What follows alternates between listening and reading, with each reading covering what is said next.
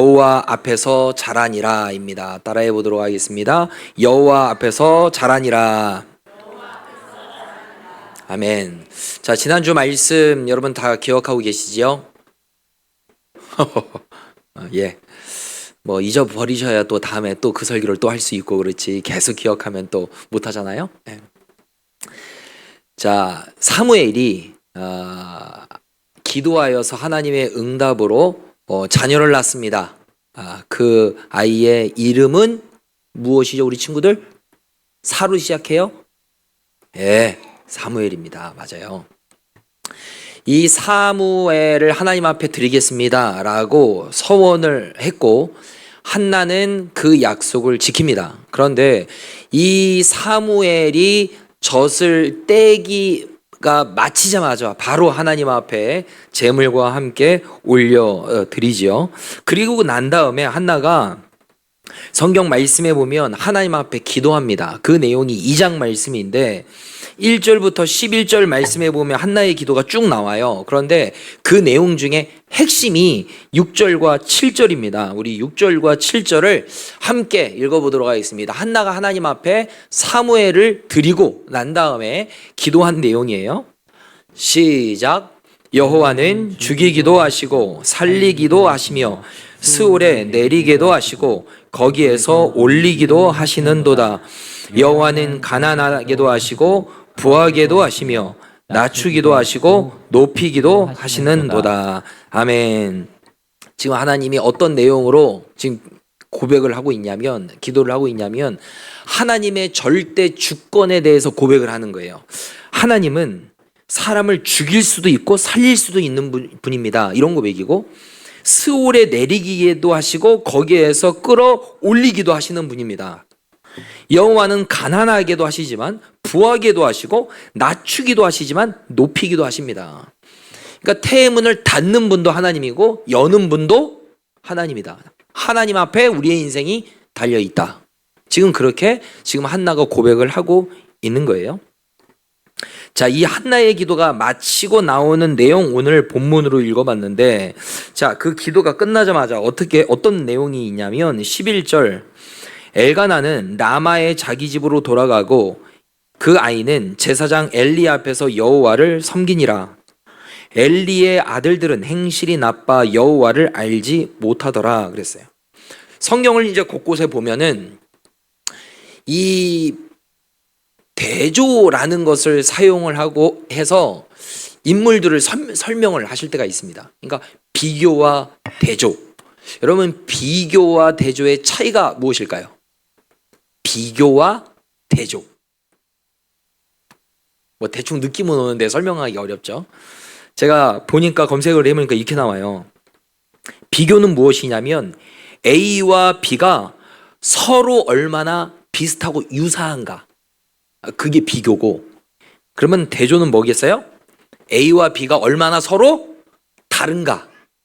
성경의 곳곳에 보면 대조라는 방법을 이용을 해서 너희가 이것이 될래 이것이 될래 선택해, 이렇게 가르쳐 주실 때가 있습니다. 자, 성경을 곳곳을 한번 보면 우리가 알 수 있어요. 창세기 4장 4절과 5절 말씀입니다.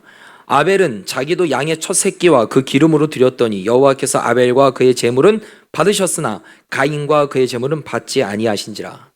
가인의 제사가 있고 아벨의 제사가 있습니다. 둘의 제사를 비교를 하면서 너 가인의 제사 예배 드릴래? 아니면 아벨의 제사 드릴래? 제이야 도망가네. 물 먹고 조용히 있어봐. 할 수 있으면 알겠지요? 예. 자, 가인의 제사가 있고 아벨의 제사가 있어요. 너 가인의 제사 드릴래? 아벨의 제사 드릴래? 대조에서 하나님이 받으시는 제사가 있고 받지 않는 제사가 있다라는 거예요. 대조로 알려주시는 거죠. 자, 그리고 난 다음에 시간이 지나서 노아의 시대 사람들의 모습입니다. 6장 5절 6절입니다. 여호와께서 사람의 죄악이 세상에 가득함과 그의 마음으로 생각하는 모든 계획이 항상 악할 뿐임을 보시고 땅 위에 사람 지으셨음을 한탄하사 마음에 근심하시고. 노아 시대의 모든 사람들의 다 생각이 계획이 다 악했는데 자, 8절 말씀. 그러나 노아는 여호와께 은혜를 입었다. 너 노아와 같은 삶을 살래? 아니면 노아 시대 때 살았던 다른 사람들과 같이 살래? 둘의 A와 B라는 사람을 기록을 하면서 너 누구로 살래? 선택해 라고 가르쳐 주시는 거죠. 자, 이스라엘의 초대왕 사울과 다윗에 대해서도 이렇게 대조로 보여줍니다. 사무엘상 16장 13절.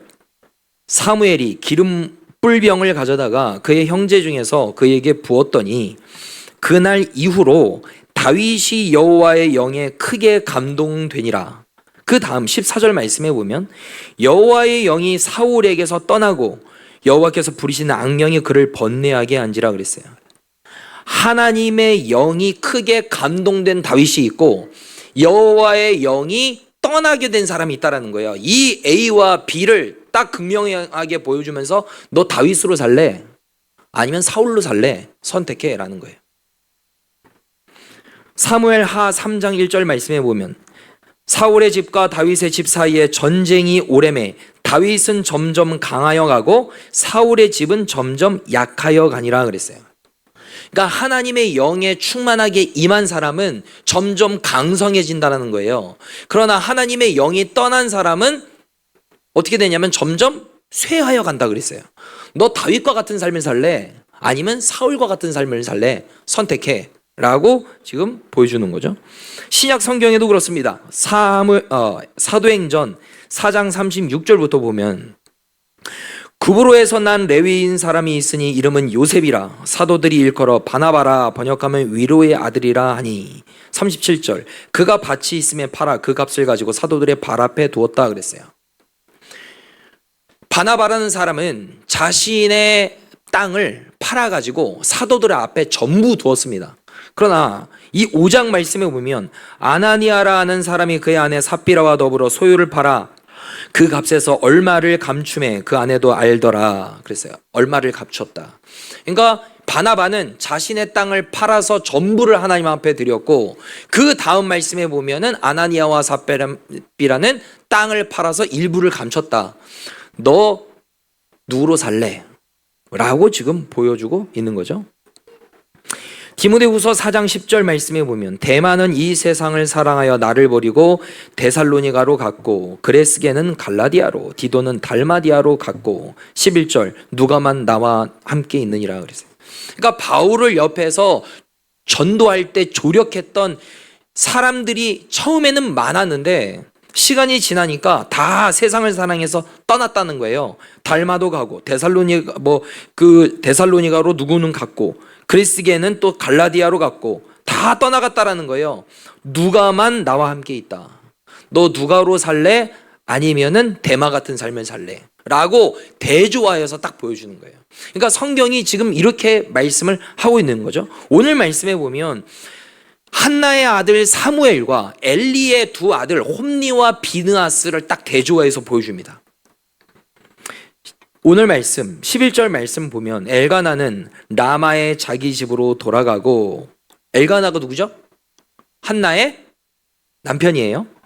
엘가나는 라마의 자기 집으로 돌아가고 그 아이는 여기 그 아이가 누구예요? 사무엘이죠.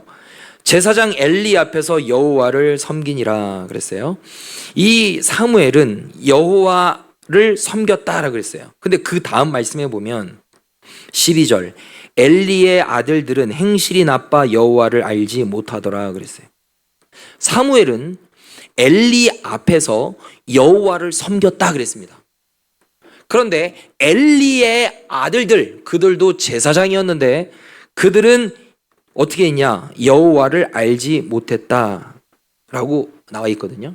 여기에서 알다라는 것은 히브리어로 야다라는 건데 지식적으로 아는 게 아니고 경험과 체험으로 아는 걸 얘기를 하는 거예요. 그러니까 제사장이니까 어렸을 때부터 율법을 배웠겠죠. 그리고 제사장의 직무를 할 때는 이렇게 해야 돼. 방법을 알았어요. 그런데 여호와를 모르는 거예요. 그러니까 하나님을 제대로 섬기지도 않고 하나님이 어떤 분인지를 모르는 거예요.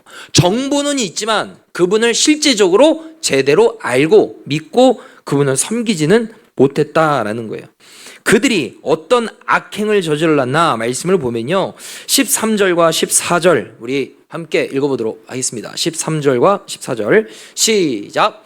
그 제사장들이 백성에게 행하는 관습은 이러하니 곧 어떤 사람이 제사를 드리고 그 고기를 삶을 때 제사장의 사환이 손에 3살 가지고 와서 그곳으로 냄비에나 솥에나 큰 솥에나 가마에 찔러 넣어 갈고리에 걸려 나오는 것은 제사장이 자기 것으로 가지되 실로에서 그 모든 이스라엘 사람에게 이같이 할 뿐 아니라. 자, 말씀에 보면은 이들이 무엇을 했냐면 그들의 관습은 그랬어요. 아주 습관적으로 했다는 거예요. 자, 하나님 앞에 제사를 드리는데 제사를 드리고 난 다음에 이 넓적다리나 어떤 고기의 일부분을 제사장에게 바치고 나머지는 화목제 같은 경우에는 함께 성도들이랑 또 나눠 먹고 그랬습니다. 근데 제사를 드리고 난 다음에 갈고리를 가져와 가지고 마음에 드는 그 살코기 부분을 찍어가 가지고 갖고 가는 거예요. 근데 이게 가끔 있었던 게 아니고 이 말씀에 보면은 뭐라고 나와요? 그곳에 온 모든 이스라엘 사람들에게 이같이 했다라고 했어요. 그러니까 제사가 끝나고 난 다음에 이렇게 됐지만 심지어는 어떻게 했냐? 15절 보면 기름을 태우기 전에도 그랬어요. 그러니까 예배를 드리기 전에도 이런 말이에요. 제사장의 사환이 와서 제사 드리는 사람에게 이르기를 제사장에게 구워 드릴 고기를 내라. 그가 내게 삶은 고기를 원하지 아니하고 날 것을 원하신다 하다가, 그러니까 제사를 드리기도 전에 좋아 보이는 그 고기 내놔라고 한 거죠. 왜냐하면 삶은 고기를 제사장이 원하지 않아. 그러니까 날 것 줘라고 했다는 거예요. 그러니까 사람들이 뭐라고 얘기해요? 16절. 그 사람이 이르기를 반드시 먼저 기름을 태운 후에 예배를 드리고 난 다음에라는 얘기죠. 그 마음에 원하는 대로 가지라 하면 그가 말하기를 아니라 지금 내게 내라. 그렇지 아니하면 내가 억지로 빼앗으리라 하였으니 그랬어요.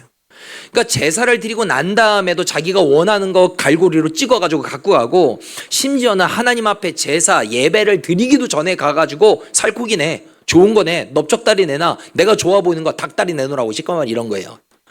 나는 뻑뻑살 원하지 않아. 난 닭다리 좋아해. 닭다리 내놔. 이렇게 했다는 거예요. 여러분, 하나님 앞에 드리는 이 예배를 함부로 여기는 거죠. 제사장이면서도 하나님 앞에 드리는 예배를 함부로 여기는 거죠. 자, 17절 말씀에 보면 이 소년들의 죄가 여호와 앞에 심히 크면 그들이 여호와의 제사를 멸시함이었더라 그랬어요. 이 소년들이라고 그랬거든요. 그러니까 나이가 어느 정도 됐을까요? 소년들. 제사장은 이때 당시에 30살에서 50세까지 일을 했습니다. 그러면 소년들이라고 봤을 때 최소한 이 30대 언저리의 나이가 됐었을 거예요. 젊어요, 안 젊어요? 젊어요. 젊은 축에 속하는 이 30대 정도 되는 이 엘리의 아들들이 하나님을 멸시하기 시작하고 예배를 아주 쉽게 생각을 했다라는 거죠. 여호와 앞에 심히 죄가 컸다라고 했어요. 여러분, 이들이 이렇게 예배를, 제사를 함부로 여기게 된 이유와 원인이 어디에 있을까요? 여호와의 제사를 멸시함이었다라고 지금 정답이 나오는데 왜 이랬을까요, 애들이? 처음부터 그랬을까요? 아마 아니었겠죠. 아마 하루에도 수없이 제사를 드리니까 매너리즘에 아마 빠지지 않았을까. 그리고 제사장으로서의 사명의식의 부조예요. 제사장의 역할은 뭐냐면 죄인이 하나님 앞에 갈 수 있도록 다리 역할을 하는 거거든요. 근데 하나님이 너를 그 일 하라고, 역할 하라고 불러주셨어. 그 사명의식이 부재한 거예요. 없는 거예요. 그러니까 자기가 하나님이 된 거예요. 나는 중간다리 역할을 해야 되는데 내가 하나님이 돼버렸어요. 그러니까 내가 원하는 것 제사 드리기 전에 내놔. 내가 원하는 것 내가 가져갈 거야. 하나님보다 내가 위야. 이렇게 된 거죠. 아주 교만의 끝판왕을 달리고 있는 거죠. 그리고 하나님께서 제사장에게 누릴 수 있도록 하신 은혜가 있어요. 이 레위 지파들 제사장들에게는 땅을 분배해 주지 않았잖아요. 그래서 백성들이 그들을 먹여 살리게 했습니다. 그래서 제사장들이 가져갈 수 있는 제사 드리고 난 다음에 일부 고기가 있었다고요. 그걸 먹고 지내야 되는데 하나님 앞에 제사를 드리기도 전에 내가 원하는 거 가져가게. 하나님이 허락해 주신 은혜를 은혜로 받지 않고 권리로 받기 시작했습니다. 주장하기 시작했어요. 그러니까 이제 예배가 흐트러지기 시작한 거죠. 또 가장 중요한 거, 코람데오, 하나님 앞에서라는 신앙의 본질을 잃어버렸어요. 자, 말씀해 보면 17절 말씀해 보면요, 이 소년들의 죄가 여호와 앞에 심히 크면 그랬어요. 지금 이 홈리와 이 비느하스가 죄를 지은 거는 누구 앞에 죄를 지었다라는 거예요? 하나님 앞에 지금 죄 짓고 있다라는 거예요. 하나님 앞에. 여러분, 예배를 어떻게 생각하고 있나, 예배를 어떻게 드리고 있나, 그 태도를 보면 그 사람이 하나님을 얼마나 잘 믿고 있는지가 딱 보여집니다. 예배를 어떻게 드리고 있나, 예배를 어떻게 생각하고 있나, 예배의 우선순위를 어디에 두고 있나라는 걸 보면 그 사람의 신앙의 건강 상태가 딱 드러납니다. 그래서 어떠한 마음으로 예배를 드리나, 나는 예배를, 하나님 앞에 예배 드릴 때 우선순위를 어디에 두고 있나, 여기를 보면 내 신앙이 좋다, 내 신앙이 요즘 병들었구나 라는 것을 알 수가 있는 거죠. 하나님 앞에 지금 범죄하고 있음을 이들이 잊어버리고 있는 거죠. 자, 그런데 홈리와 비느하스의 전혀 다른 사람이 누구냐면 사무엘이 나와요. 자, 18절 말씀에 보면 사무엘은 어렸을 때 세마포 에봇을 입고 여호와 앞에서 섬겼다라고 그랬습니다. 그리고 21절 하반절에도 보면 아이 사무엘은 여호와 앞에서 자라니라 그랬습니다. 극명하게 차이가 있는 거예요. 홈리와 비느하스는 여호와 앞에서 살아야 했지만 그들은 여호와를 멸시하였습니다. 엘리 제사장으로부터 신앙 교육을 똑같이 받았겠죠. 자녀들도 받고 어린 사무엘도 받았겠지만 홈리와 비느하스는 아버지의 가르침을 제대로 받지를 않았던 거죠. 사무엘만 그 말씀을 잘 받아들인 겁니다. 여호와 앞에 살았다라고 그렇게 나오잖아요. 코람데오, 하나님 앞에서라는 이 믿음이 참 신앙생활하는 사람들에게 있어서 참 중요한 거예요. 아무도 보지 않는 그 상황일 때 하나님이 나를 보신다 라는 이 믿음이 굉장히 중요한 거예요. 그래야 우리가 정직하게 살 수 있고 깨끗하게 살 수 있고 순결하게 살 수 있습니다. 근데 이 하나님 앞에서라는 이 믿음이 온전하지 않으면 사람들 앞에서는 그럴듯하게 살아가지만 아무도 없을 때는 은밀하게 죄짓고 살아가는 거예요. 왜냐? 내가 하나님 앞에 서 있다라는 믿음이 없기 때문에 그래요. 홈리와 비느하스가 어떻게 이 하나님 앞에 드리는 제사를 멸시할 수 있었는가? 그거는 자신이 지금 내가 하나님 앞에 있다라는 믿음이 그들에게 없었던 거예요. 사무엘이 어떻게 그렇게 하나님 앞에 바로 설 수 있었나? 나는 하나님 앞에 서 있지라는 믿음이 사무엘에게 있었다라는 거죠. 이 코람데오라는 이 믿음이 사라지게 되면 그때부터 죄짓고 타락하게 되는 겁니다. 그 대단했던 다윗이 여호와의 영에 아까 감동됐다고 했잖아요. 이 여호와의 영에 감동되어서 살아갔던 이 다윗이 시간이 지나서 나이가 들었을 때 모든 전쟁에서 다 나가서 승리하고 그럴 때 영적으로 교만해지기 시작했고 영적으로 둔감해지기 시작을 했습니다. 그래서 왕들이 출전할 때가 되었다라고 그랬는데 전쟁을 나가게 된 그 타이밍에 남들은 다 밖에 나가서 전쟁을 하고 있는데 자기는 왕궁 옥상에서 거닐기 시작합니다. 시간을 보내고 있는 거예요. 그 말씀에 보면 잠자다가 일어났다 그랬거든요. 그러니까 백성들은 다 나가서 지금 전투하고 있는데 왕은 그냥 낮잠 자다가 일어나서 왕궁을 거니는 거예요. 이 영적으로 지금 둔감해진 상태죠. 그때 왕궁 옥상에서 거닐고 있을 때 멀리서 샤워가 하고 있는, 목욕하고 있는 여인 한 사람을 봅니다. 근데 그 여인을 보고 정신을 차리고 저거 보면 안 되지 하고 눈을 돌렸어야 돼요. 방향을 전환했었어야 된다고요. 근데 그렇게 하지 않았죠. 그걸 주목하기 시작했습니다. 그러니까 마음에 음란한 마음이 가득해지기 시작했습니다. 그래서 여봐라, 저 여인을 데리고 와라 해서 가늠했잖아요. 하나님 앞에서 나라는 이 믿음이 혼미해지기 시작하니까 그렇게 죄짓게 되는 거예요. 우리가 왜 은밀하게 죄를 지냐? 은밀하게 죄를 지을 수 있는 건 뭐냐면 내가 하나님 앞에 서 있다라는 믿음이 내 안에 없기 때문에 그렇습니다. 사람들이 볼 때는 괜찮은 척 하지요. 그러나 아무도 없는 그 시간일 때는 나 혼자 있다라고 생각하는 거죠. 주님이 나를 보고 계신다라는 믿음이 없는 거죠. 흔들리니까 홈리와 비느하스가 같이 여호와를 멸시하게 되는 이런 일들이 생겨나게 된다라는 거죠. 이번 주일부터 화요일까지 청소년부 청년들이 수련회를 가게 됩니다. 우리의 기도 제목이 무엇이 되어야 되냐면 우리 아이들이 어렸을 때부터 사무엘이 가진 그 신앙과 믿음을 갖게 하여 달라고 기도해야 돼요. 어렸을 때부터 여호와 앞에서 머물고 하나님 앞에 예배드리는 걸 귀하게 여기는 그 믿음이 어렸을 때부터 딱 자리 잡고 있어야 돼요. 근데 이게 잘 안 된단 말이죠, 사실. 부모님들도 이걸 중요하게 생각을 하지만 이게 잘 안 되는 게 사실이에요. 그러나 그 중심이 흐트러지면 안 돼요. 그 무엇보다 가장 중요한 건 첫 번째, 우리 자녀가 하나님 앞에 올바로 서는 것, 신앙이 좋은 것, 하나님을 경외하는 것, 이게 첫 번째예요. 그 다음에 좋은 대학 가고 취업하고 세상에서 성공하고, 여러분 그건 두 번째, 세 번째입니다.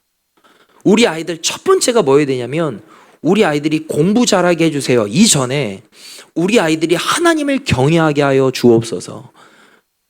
이 기도 제목이 우리의 기도 제목이 되어야 할 줄로 믿습니다. 제 사역을 하다가 이제 어르신들을 이렇게 만나고 얘기를 해보면 어른들이 젊은 청년들, 젊은 학생들, 어린아이들 보면은 너무 귀하다고 그래요. 왜냐하면 이 어렸을 때부터 하나님을 경외하고 예배드리는 그 모습이 너무 귀하고 아름답다라는 거예요. 그러면서 후회해요. 내가 좀만 먼저 예수님을 알았더라면, 내가 좀 더 일찍 신앙생활을 했더라면 내가 지금 이렇게 생활하지 않았을 텐데, 내가 인생 방황하지 않았을 텐데, 내가 너무 후회돼. 결혼하고 난 다음에 예수님을 믿었어. 그리고 내가 40대 돼서 믿었어. 아니 60대 돼서 그때서 알아서 내가 예수님을 믿게 됐어. 내가 만약에 10대 때 예수님을 알았더라면 내 삶이 정말로 멋지게 변했을 텐데. 이렇게 고백하는 분들 굉장히 많으셔요. 후회하는 거예요. 왜요? 어렸을 때부터 사무엘과 같이 하나님을 경외하는 자로 살면은 인생이 확 변할 텐데, 은혜 가운데 살았을 텐데 그게 후회가 된다라는 거예요. 그래서 우리가 좀 늦게 믿었다 하더라도 우리의 기도 제목은 우리 다음 세대인 아이들이 홈리와 비느하스가 아닌 사무엘로 살게 하여 주시옵소서. 어렸을 때부터 하나님을 경외하는 자로 살게 하여 주시옵소서. 하나님 앞에, 여호와 앞에 예배를 귀하게 여기고 예배를 소중하게 여기든, 그렇게 살면 하나님이 그 인생을 책임져 주실 줄로 믿습니다. 꼭 예배를 중요하게 여겨야 됩니까? 예. 예배를 잘 드리는 사람은 반드시 성공합니다. 하나님이 그 인생 책임져 주십니다. 비록 신앙생활을 잘 하는 사람이 공부는 비록 못할 수도 있습니다. 잘할 수도 있고 못할 수도 있습니다. 그러나 신앙이 좋은 인생은 공부를 못하더라도 주 안에서 행복할 수 있고 잘해도 행복하고 교만해지지 않을 수 있습니다. 신앙이 먼저입니다. 신앙이 첫 번째예요. 우리 아이들이 어렸을 때부터 하나님을 확실히 만나는 것, 그게 첫 번째예요. 우리 아이들 만나서 솔직히 얘기해봐. 교회 나오는 이유가 뭐야? 라고 하면 하나님 때문에 라고 고백하는 사람이 있으면 너무 좋겠는데, 엄마가 가라고 하니까요, 할머니가 가라고 하니까요, 친구가 가자고 하니까요, 그냥 가는 거죠. 그냥 이렇게 시작을 해서 마무리는 하나님을 만나면 너무 좋겠죠. 그런데 늘 엄마가 가라고 하니까 거기에서 출발해서 마무리도 그렇게 되면 안 된다라는 거예요. 그런 친구들은 대학교 가잖아요. 그러면 엄마의 품, 아버지의 품을 딱 떠나는 순간 신앙도 떠납니다. 그런 친구 많이 봤습니다.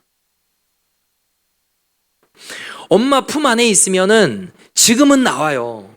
그런데 대학을 서울로 가는 순간 나는 이제 자유다. 나는 이제 해방이야. 그래서 하나님과도 떠납니다. 왜요? 중고등부 때 예수님을 제대로 알게 되는 그 믿음이 자리 잡지 않았기 때문에 그래요. 그러니 우리는 기도해야 돼요. 하나님, 우리 아이들이 하나님을 제대로 알게 하여 주시옵소서. 우리 아이들이 하나님 앞에 온전히 서게 하여 주시옵소서. 은혜로 잘 자랄 수 있는 은혜가 있게 하여 주시옵소서. 그것이 우리의 기도 제목이 되어야 할 줄로 믿습니다. 이 한나가 하나님 앞에 이 아이를 바쳤잖아요. 그때 어떤 은혜를 얻게 되냐면 20절 말씀에 엘리가 엘가나와 그의 아내에게 축복하여 이르되 여호와께서 이 여인으로 말미암아 내게 다른 후사를 주사 이가 여호와께 간구하여 얻어 바친 아들을 대신하게 하시기를 원하노라 하였더니 그들이 자기 집으로 돌아가매 21절을 함께 읽겠습니다. 시작. 여호와께서 한나를 돌보시사 그로 하여금 임신하여 세 아들과 두 딸을 낳게 하셨고 아이 사무엘은 여호와 앞에서 자라니라. 아멘. 원래 이 한나는 자녀가 없었잖아요.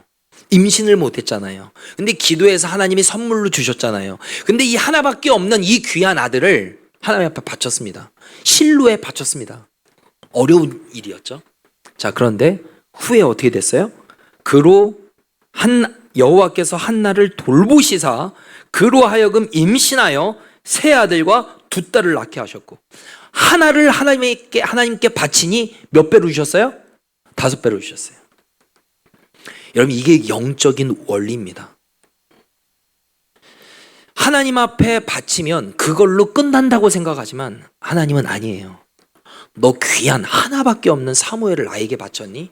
그럼 내가 너에게 더 많은 것, 더 좋은 거 줄게 하시는 분이 우리가 믿는 하나님이에요.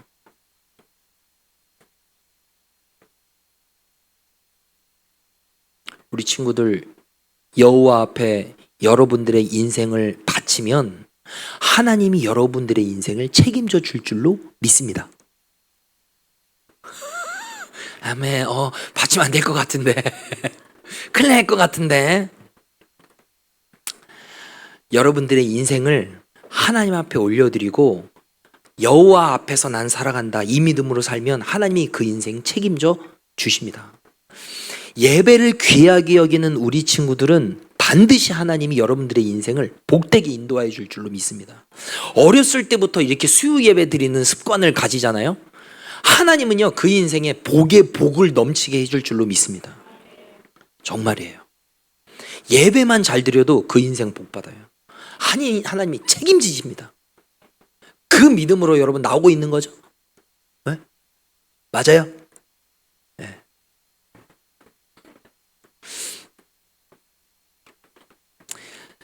저와 여러분들이 늘 하나님 앞에 서 있다라는 믿음으로 살 수 있게 되기를 바랍니다. 그리고 하나님 앞에 우리의 자녀들을 맡겨드렸으면 좋겠어요. 우리가 이 아이들의 인생 책임질 수 없습니다. 하나님이 책임져 주셔야 돼요. 아까 한나의 기도 있잖아요. 하나님은요 스울에 빠뜨리기도 할 수 있지만 그곳에서 건질 수도 있는 분입니다. 하나님이 막게도 하시지만 열게도 하시는 분이 하나님이십니다. 우리의 인생 누구한테 달려 있어요? 하나님께 달려 있습니다. 그 전능하신 하나님 앞에 달려 있음을 믿고 우리가 인생을 하나님 앞에 내어 던지면, 하나님 앞에 드리면 하나님이 우리의 인생, 우리의 자녀들의 인생을 책임져 주시고 복의 복을 허락하여 주실 줄로 믿습니다. 그 은혜가 우리 모든 창대교회 가족들에게 넘쳐나게 되기를 예수님의 이름으로 축복합니다. 기도하겠습니다.